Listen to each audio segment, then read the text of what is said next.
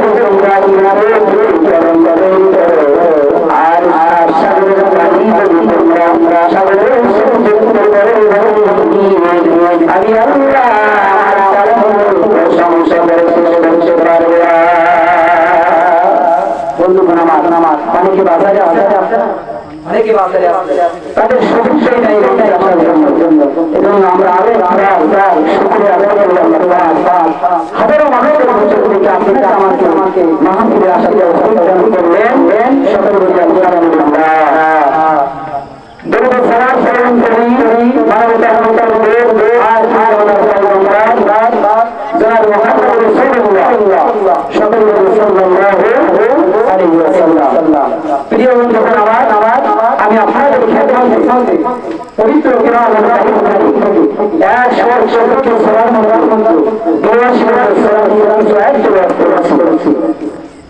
আল্লাহ রাব্বুল আলামিন আমাকে এই সকল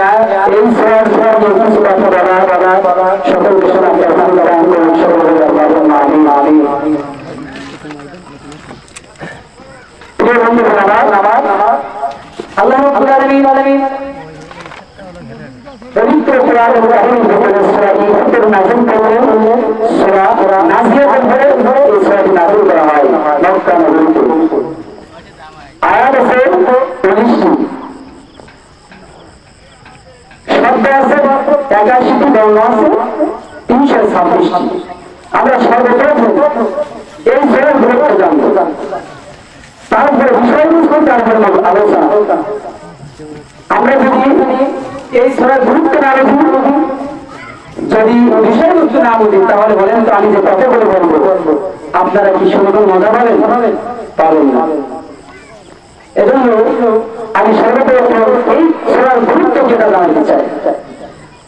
আল্লাহর নবীর প্রিয় সাহাবী হযরত আব্দুল্লাহ ইবনে উমর রাদিয়াল্লাহু তাআলা তিনি বললেন, আল্লাহর নবী সাল্লাল্লাহু মুহাম্মদ রাসূলুল্লাহ সাল্লাল্লাহু আলাইহি ওয়াসাল্লাম বলেছেন, আমার সাহাবীরা, আমার উম্মতরা, যদি তোমরা দুনিয়া থেকে সব কিছু তোমরা কিয়ামত দেখতে চাও, কিয়ামতের নিদর্শন দেখতে চাও, তাহলে তোমরা সূরা ইনফিতার, সূরা তাকবীর, সূরা ইনশিকার, এই সূরাগুলো তোমরা তেলাওয়াত করবে।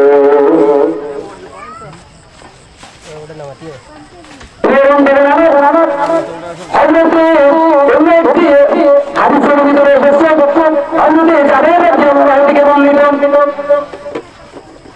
তিনি বললেন হযরত মুআয বিন জাবাল রাদিয়াল্লাহু তাআলা নিজ মহল্লায় মাগরিব কিংবা ইশার নামাজের ইমামতি করার সময় তিনি একটু কিরাত দীর্ঘ করার কারণে বিশ্ব নবীর কাছে অভিযোগ চলে গেল। আল্লাহর নবী সাহাবী মুআযকে ডেকে বললেন, আল্লাহর নবীর কাছে সাহাবী মুআয রাদিয়াল্লাহু তাআলা যখন বিশ্ব নবীর দরবারে গেলেন, আল্লাহর নবী জানতে বললেন, ও মুআয, তুমি কি সমাজের ভিতরে ফিতনা সৃষ্টি করতে চাও, বিশৃঙ্খলা সৃষ্টি করতে চাও? তুমি কি সূরা ইনফিতার, সূরা ইনশিকার, এই সূরাগুলো পড়তে পারো না? অত্র দুইটা হাদিস দ্বারা বোঝা যায় আল্লাহর নবী এটাই বোঝাতে চেয়েছেন যে তোমরা যদি এর গুরুত্ব হলো এই সূরাটা আমাদের যারা ইমাম, আমরা আমাদের উচিত হলো ইশারা নামাজে এই সূরাগুলো তেলাওয়াত করা। কেননা যারা এর অর্থ জানেন, যখন বান্দা ইশারা নামাজ আদায় করে রাতের বেলায় ঘুমাতে যায়, তখন আখিরাতের কথা চিন্তা করে, পরকালের কথা চিন্তা করে, মৃত্যুর কথা চিন্তা করে আল্লাহর কাছে তওবা করে।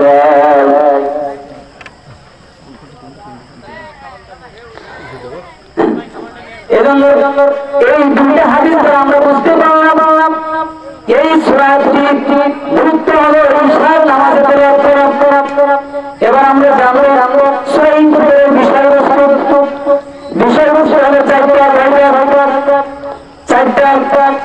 1 নম্বর থেকে 5 নম্বর আয়াত আল্লাহ পাক জানিয়ে দিলেন, ও দুনিয়ার মানুষ, তোমরা যদি কিয়ামতের দৃশ্য তোমরা দেখতে চাও, তাহলে সূরা ইনফিতারের প্রথম 5 আয়াত তেলাওয়াত করো। 2 নম্বর বিষয়বস্তু হলো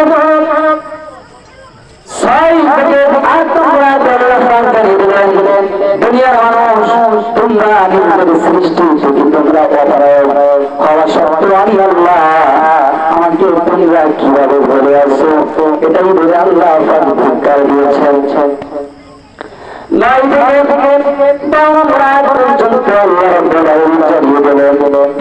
আমি তোমাদের দুনিয়াতে ছেড়ে দিয়েছি, আমি একটি নির্দিষ্ট সময় দিয়েছি, এজন্য আমি তোমাদের তোমাদের কাছে দুজন ফেরেশতা নিযুক্ত করেছি, যারা নাকি তোমার আমলনামা তোমরা যা কিছু বলো, যা কিছু করো সব লিপিবদ্ধ করবে।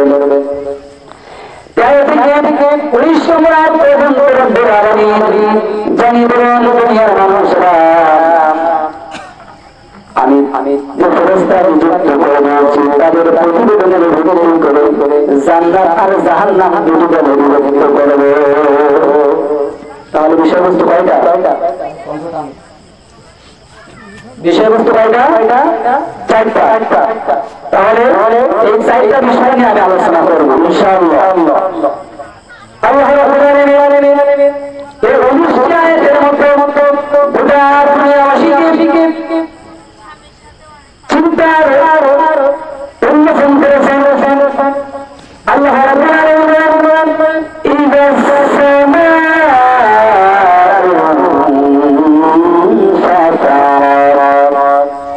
যদি আকাশ হয়ে যাবে, হয়ে যাবে, চৌচির হয়ে যাবে, এই দুনিয়ার মানুষ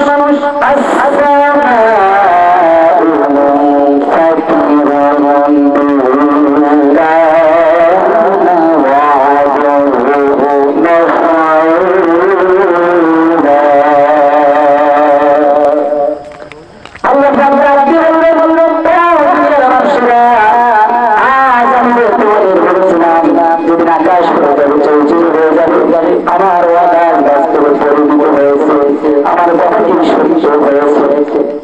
আল্লাহ রাব্বুল আলামিন বলেন ওয়া ইয়াওমা তাশাক্কাকু as-samaa'u bil-ghamami ওয়া nuzzila al-malaa'ikatu tanzila।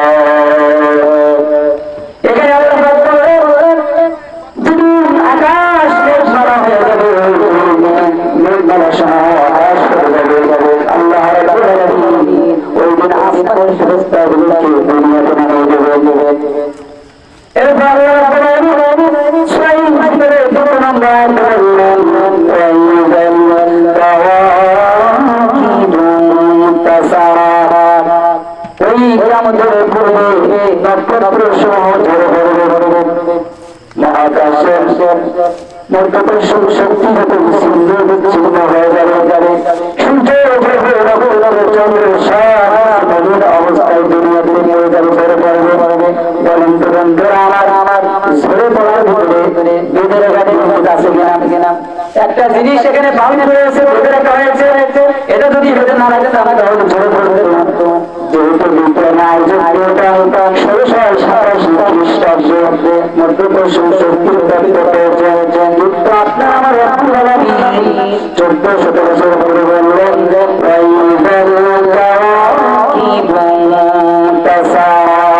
আল্লাহ রাব্বুল আলামিন জানিয়ে দিলেন ও দুনিয়ার মানুষ, তোমরা যা কিছু বলো আর যা কিছু করো না করো, আমি আল্লাহ পাক সৃষ্টির সূচনা থেকে সব কিছু ধারণ করে রেখেছি। সুবহানাল্লাহ।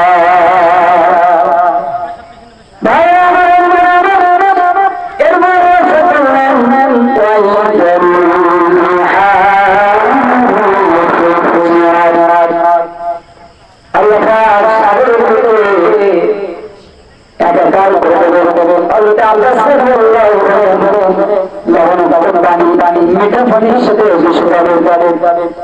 সমস্ত দুনিয়ার পানিগুলো একাকার হয়ে যাবে। আল্লাহ রাব্বুল আলামিন উম্মাতে বললেন ওয়াইদাল বিহারু সুসিরাত। আল্লাহ পাক বলেন সমস্ত সাগরের উপরে বন্যা করবে হবে। তাফসীর করে সমস্ত আল্লাহ রাব্বুল আলামিন দুনিয়ার পুকুর থেকে শুরু করে নদী নালা সাগর মহাসাগর সব একাকার করবে,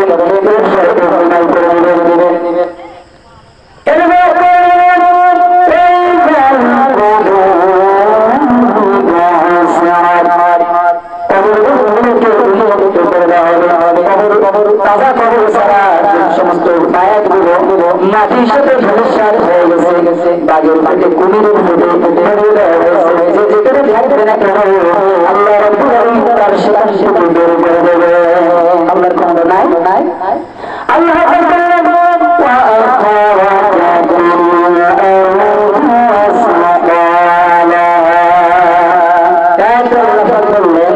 জমিনটার ভিতর সব বের করে দেবে।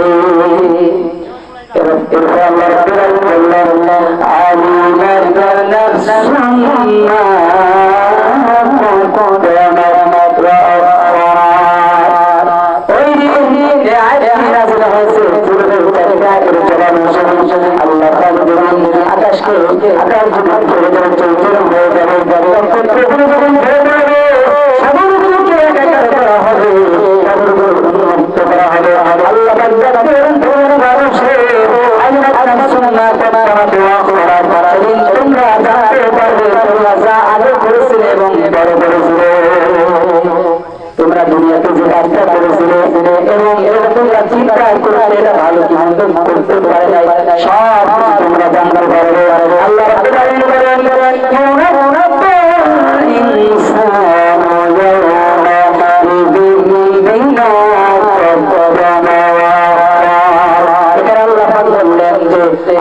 তোমরা সব তোমরা জানতে পারবে আগে এবং যা করেছিল। আল্লাহ শুধু আল্লাহ রাব্বুল আলামিন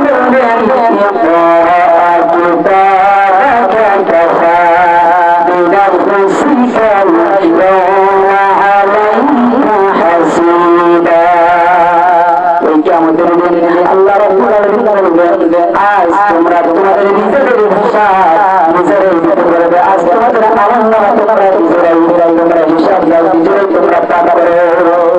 বলেন তো যদি আল্লাহ পাক আমাদের হিসাবখানি আমাদের হাতে ধরিয়ে দেবে, দুনিয়াতে আপনি জেনা করেছেন, ব্যভিচার করেছেন, লুট করেছেন, ডাকাতি করেছেন, অন্যায় হয়ে মানুষের জেলের ভিতরে রেখেছেন, সব কিছু আপনি দেখতে পাবেন না, সব কিছু দেখতে পাবে। ওই দিন কঠিন মুসিবতের দিন আপনার আমার কোনো নাজাত নেই, কোনো ফয়সালা থাকবে না। ভাইরা আমার এরপর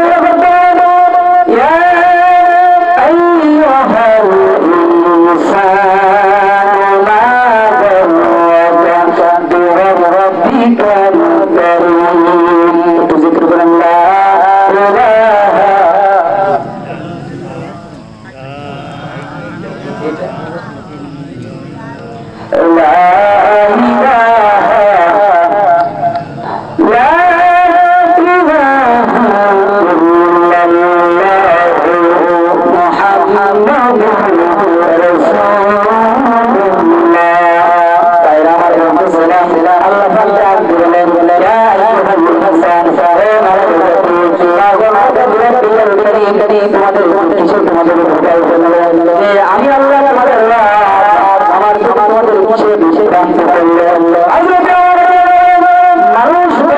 নিজের খবর করে আল্লাহ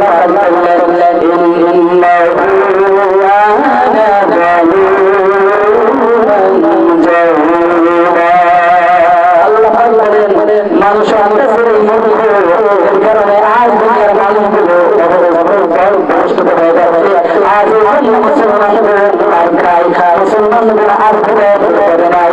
আজকে দিন পয়লা বৈশাখের ভাইরা আজ পয়লা বৈশাখের নতুন মাস হবে। পয়লা বৈশাখে নাচ গান করবে, সমস্ত যুবকগুলো সেখানে চলে গেছে, অনেক মরুদগুলো সেখানে চলে গেছে।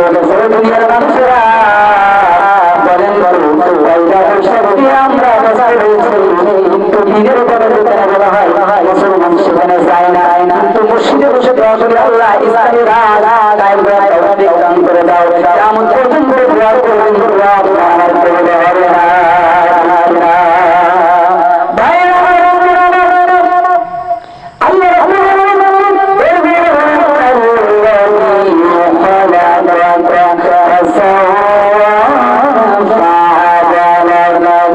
আমি তোমাদেরকে সৃষ্টি করেছি, এরপর তোমাদের শোষণ করেছি, সুনষ্ট করেছি। দুনিয়ার মানুষ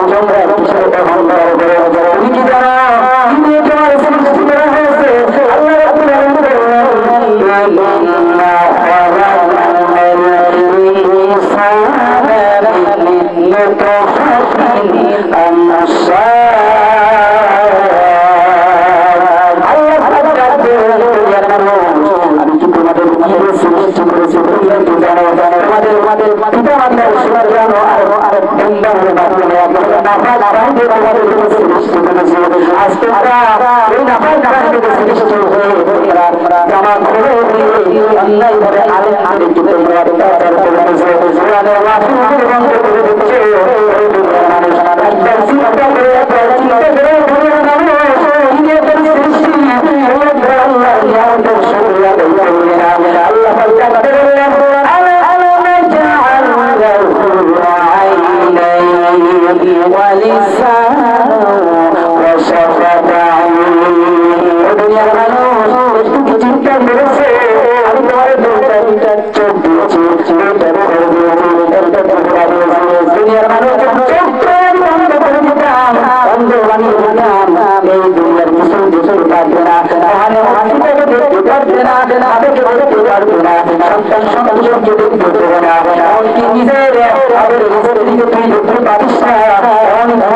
ভালো জায়গায় এই চিন্তা আমরা করি না।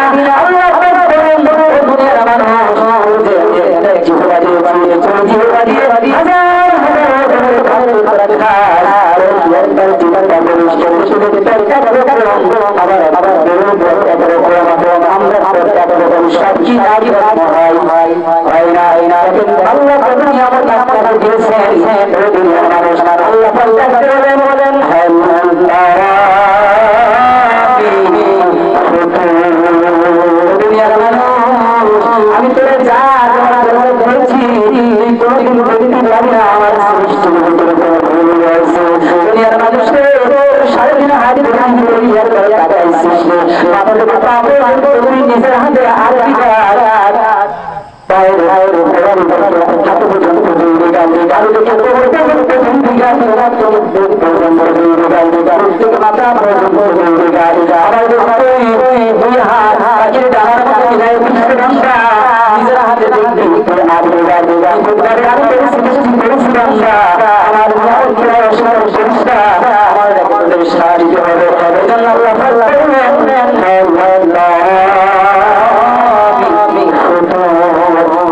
সৃষ্টির ভিতরে কোনো ভুল পাবে না।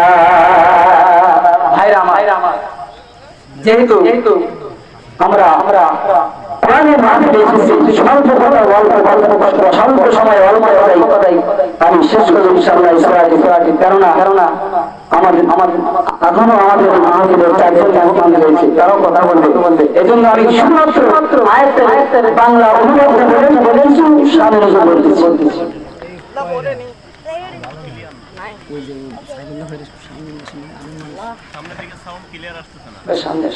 ভাইরা আমার এরপর আল্লাহ ফি আইয়াতিন মা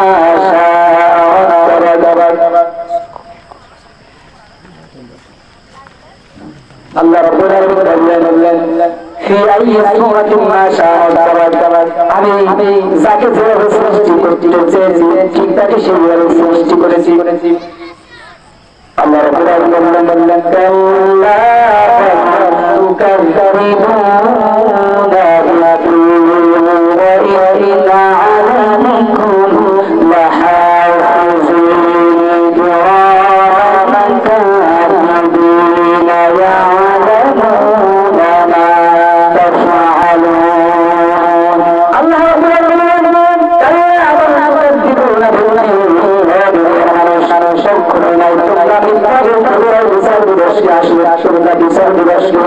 তোমরা এভাবে তোমরা মিথ্যা বলতে চাও, বিচার দিবসে তোমরা চলাচল তোমরা ভয় পাওয়ার জন্য তোমরা মিথ্যা বলতে চাও, মিথ্যা বলে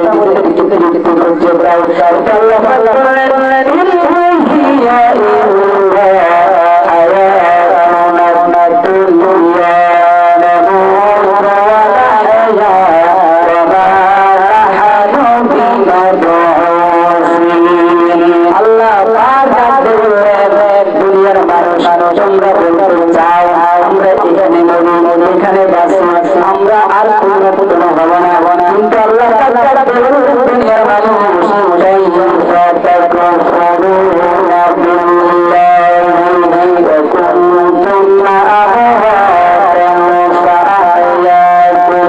ثم يحييكم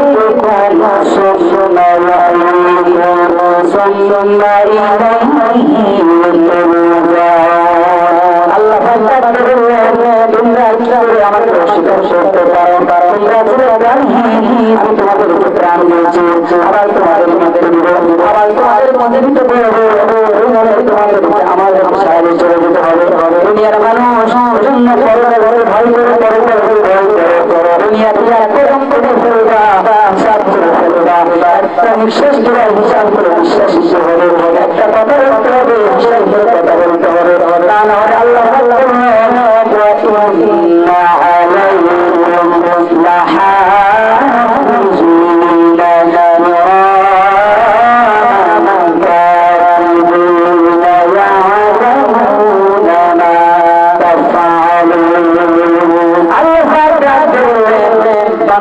আমি তোমাদের আমি দুজন ফেরেশতা আদি করেছি সব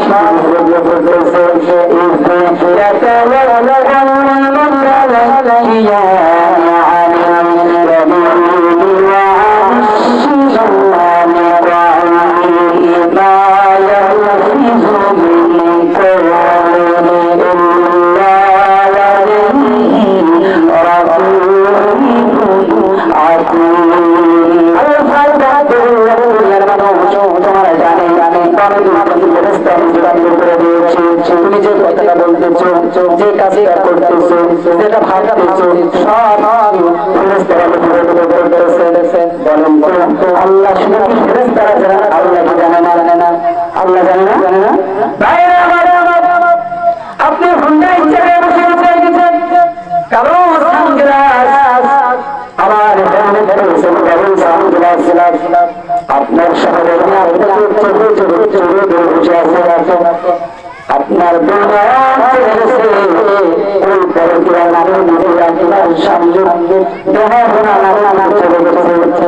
আপনার যেহেতু ইচ্ছে বসে আছে বলেন তো আপনার স্ত্রী জানে বলেন জানে কিন্তু আল্লাহ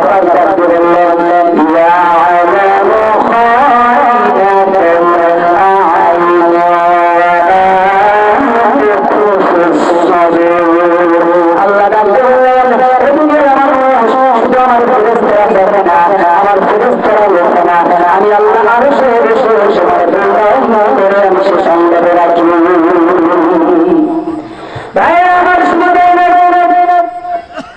আপনার বসে আছেন আপনার মনে আপনার সম্পর্ক ছিল যে নারীর সঙ্গে সার করে চলে গেছে এই খবর বললেন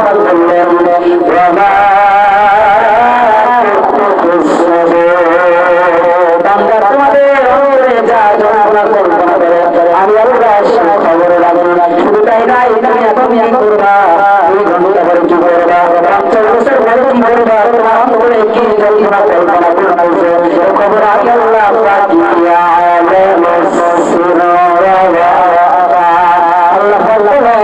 সংখ্যা আমি আল্লাহ তাদের রাখি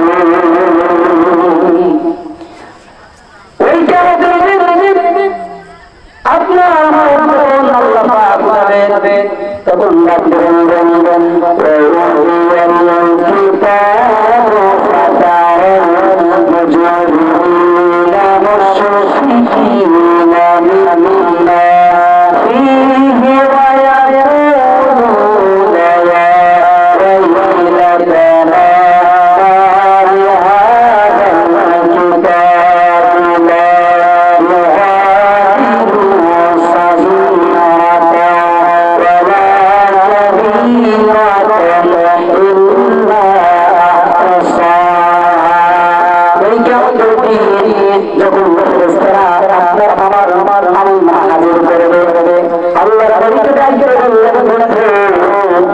তুমি সেদিন দেখতে পারবে তারা বলবে কেমন এখানে ছোট বড় সব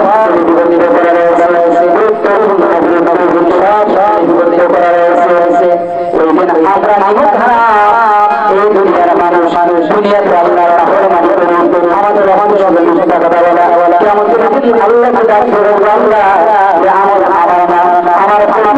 আমার নামের আরেকজন আব্দুল আব্দুল সালাম আব্দুর রহিম তার আমার নানা আল্লাহ পাক সঙ্গে সঙ্গে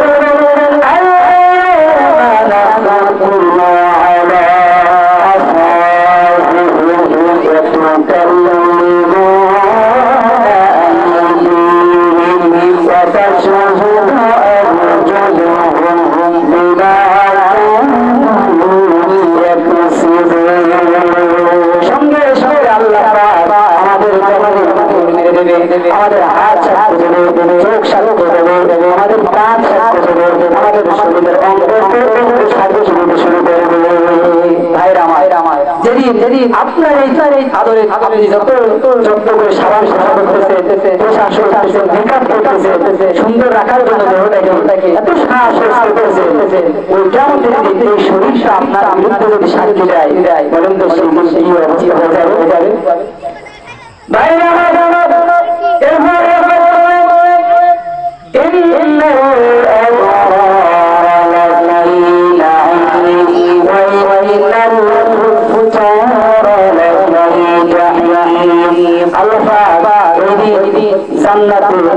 জান্নাতবাসীদের জন্য একদম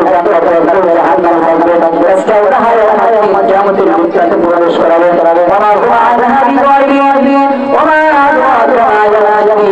আল্লাহ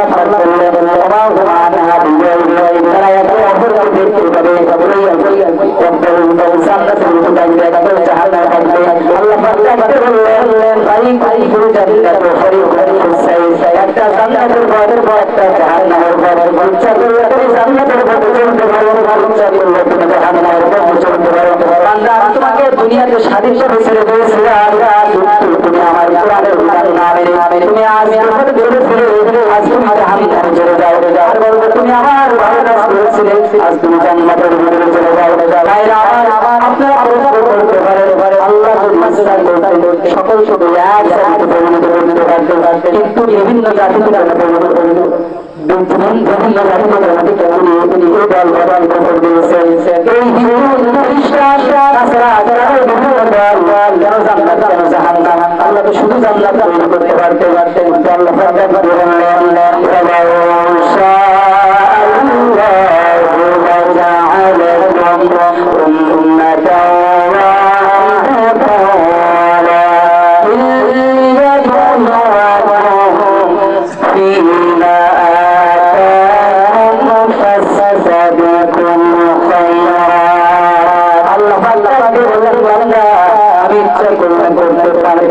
কিন্তু আমি চাই তোমাদের পরীক্ষা করতে আমার সারা দেয় আর কেউ সাইজনের ভাবে সারা দেয়। আমি তোমাদের পরীক্ষায় করার জন্য জান্নাত আর জাহান্নাম তৈরি করেছি।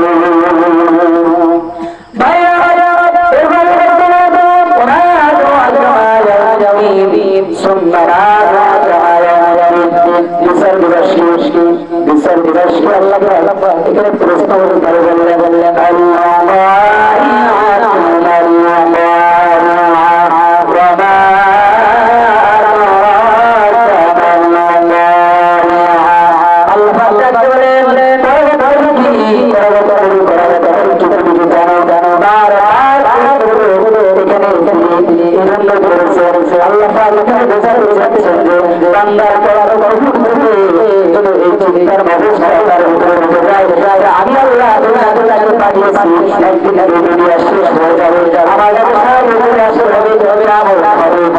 তারা যেন আমার আল্লাহ আমাকে ভয় প্রয়োজন আমার চলে আসে। সেজন্য আল্লাহ বারবার সঙ্গে দিয়েছে।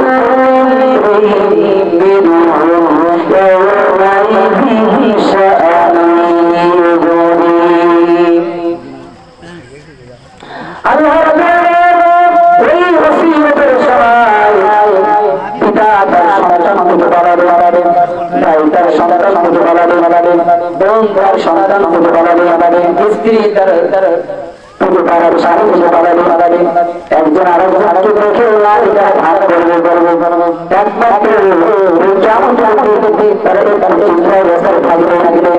আল্লাহ এই কেমন আমি আল্লাহ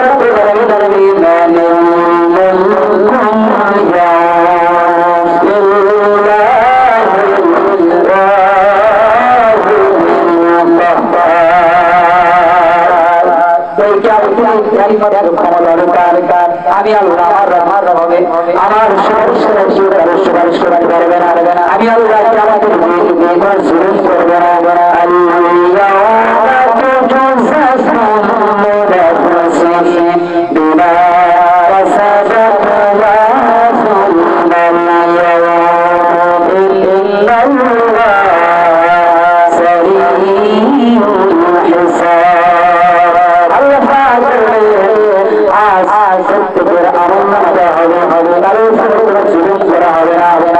আল্লাহ আমি জুলুম করি না, সকলকে সকলের বিচার করা হবে। একমাত্র আমাদের আর আল্লাহর রহমত ছাড়া আপনি আমি কোনো গ্রাম করতে পারবো না।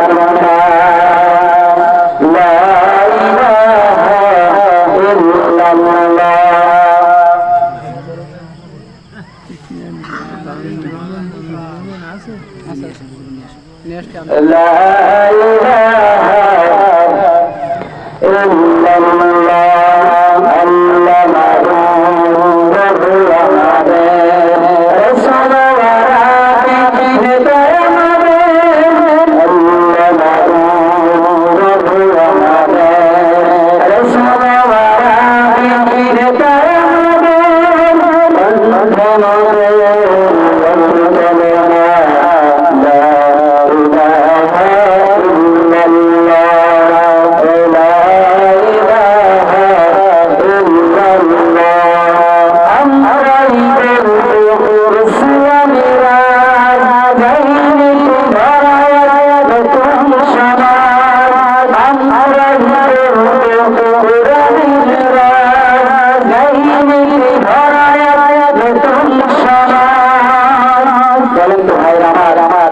কোরআনের কাজ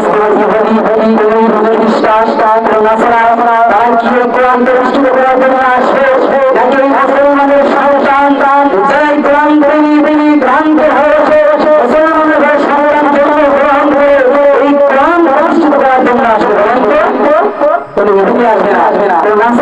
আসবে না। আমাদের মুসলমানদের মধ্যে যখন দলা বল তখন তারা হাত তালে বোঝা থাকবে। ভাইরা আমার বলতেছিলাম ওই আমাদের একমাত্র রসুল ছাড়া আপনার আবার সুপারিশ করার মতো থাকবে না। সমস্ত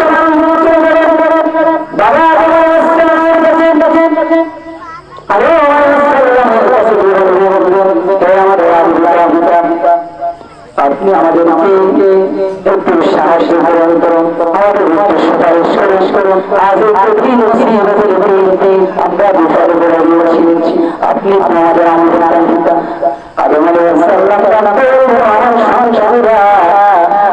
তোমাদের কোন সুপারিশ করতে পারবো না, আমি নিজে একজন অপরাধী, তোমরা চলে যাও কাছে আমি পারবো না, তোমরা চলে যাও আমি পারবো না, তোমরা আমি পারবো না,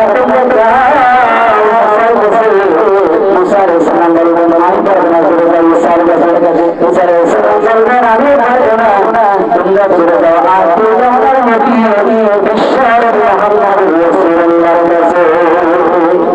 আমরা বিশ্ব নবীর চলে যাবো, বিশ্ব নবীর কাছে গিয়ে আমরা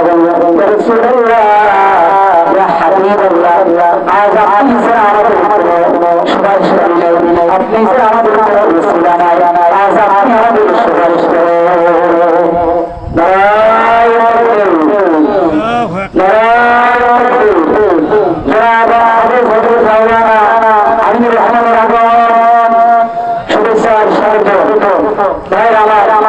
যেহেতু ভাই মৌলানা আমিনুর রহমান সাহেব চলে এসেছে,